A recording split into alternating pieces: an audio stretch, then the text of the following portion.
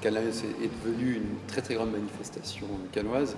C'est un congrès que j'aime particulièrement parce qu'il y a une énergie qui est débordante, une énergie positive, une énergie créative. Et je vous souhaite que notre petite ville de Cannes, village mondial, soit la capitale de la créativité. D'ailleurs, c'était le mois de la créativité.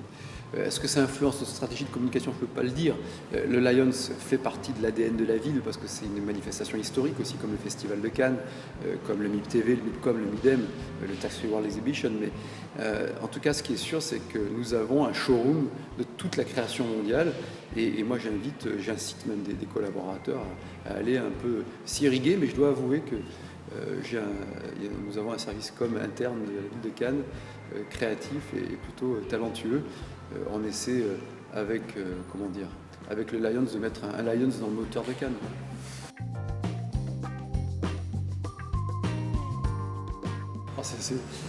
Peut-être de ma stratégie, c'est de ne pas avoir eu de stratégie. Je suis allé sur Twitter pour me faire plaisir, parce qu'à l'époque c'était nouveau, et c'était une vraie fenêtre d'ouverture de liberté d'expression en échappant au carcan médiatique aussi.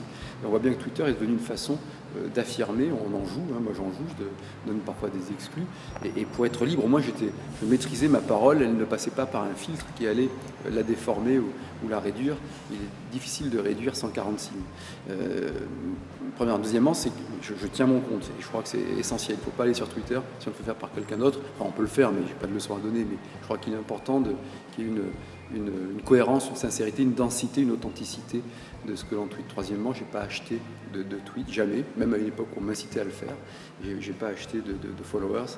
Et du coup, pour le coup, celles et ceux qui sont actifs sur mon compte Twitter ont une régularité, une habitude, une réalité, une vérité, une densité aussi.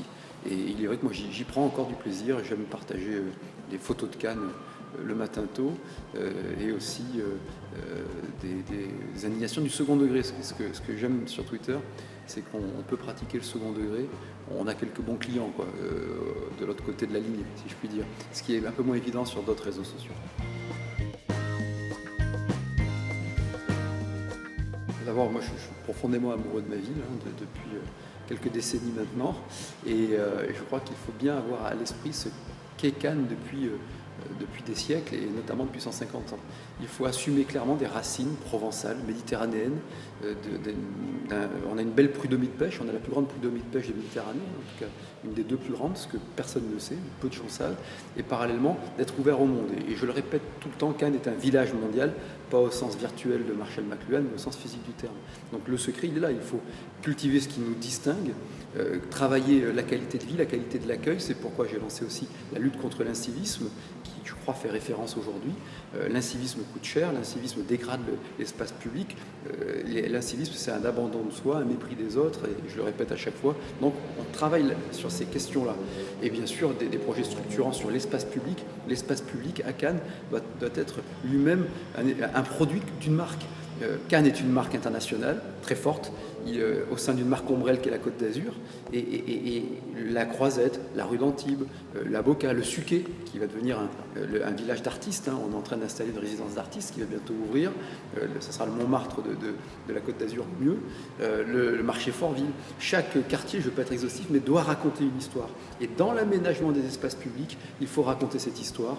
Il faut créer une interaction entre l'habitant et celui que l'on accueille. Alors, il faut être bon sur les fondamentaux, l'hébergement, le tarif, la qualité, les standards internationaux. Ça, c'est la sine qua non. Il faut être bon sur le transport aérien, comme toutes les destinations.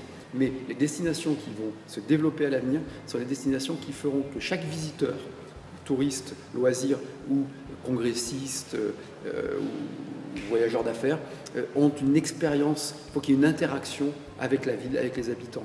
Et l'unité de lieu que l'on a à Cannes nous permet de retrouver le succès des grands classiques. Unité de lieu, unité de temps, unité d'action.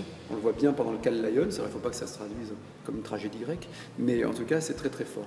Et c'est comme cela qu'on va développer notre ville de Cannes, comme une marque prospère avec les habitants. Et pour faire cette symbiose, ça paraît simple, c'est assez délicat comme une marque.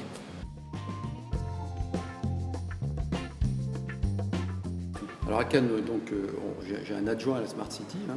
Il faut faire attention aux effets de mode. Hein. Comme disait Cocteau, la mode, c'est ce qui se démode. Donc la terminologie Smart City. Ceci étant, ce qui est sûr, c'est que derrière ce vocable, il y a des points forts qu'il faut développer. Une ville, c'est une communauté. C'est une communauté d'habitants, c'est une communauté de destin, c'est une communauté de développement et c'est une communauté donc d'identité. Une marque, c'est une identité connectée à un marché. Et pour cela, toutes les technologies, les nouvelles technologies et le numérique doivent être intégrées dans le service que l'on offre aux visiteurs comme aux habitants.